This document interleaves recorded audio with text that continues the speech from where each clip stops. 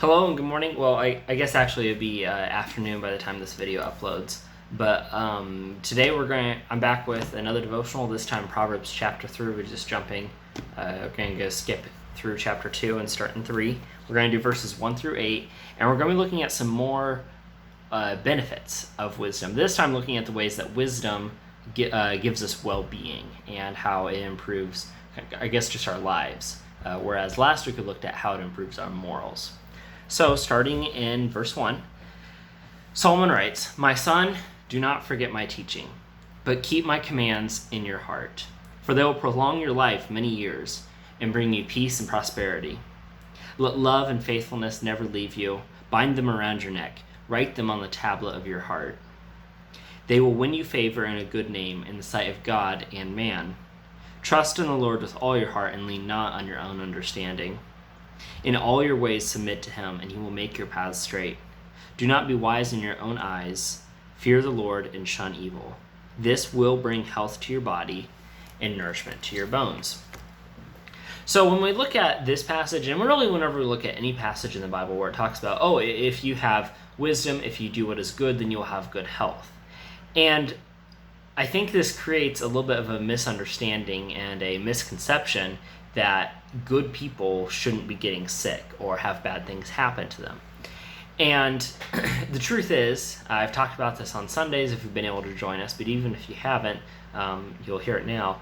Bad things happen to people regardless of how good they are.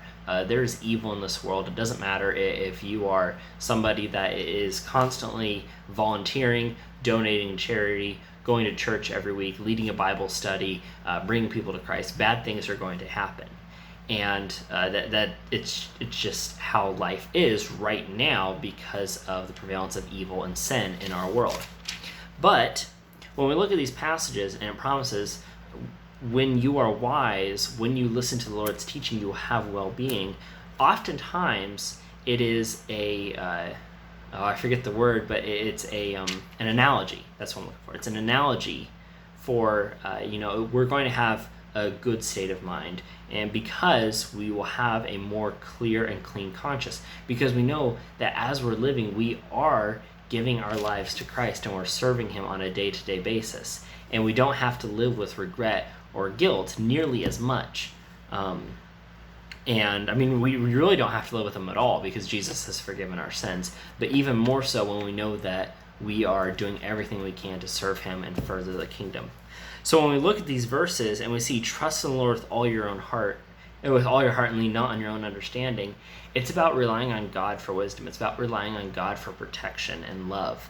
And it's we're called to in all of our ways submit to him. Just do everything we can on a day-to-day basis to serve him, to serve his people, to serve his children. And then he will make our paths straight. And we've already talked about, here are the moral benefits of being wise. Here are the ways in which, you'll be able to avoid getting into bad situations. You'll be able to avoid the wrong crowd, so to speak.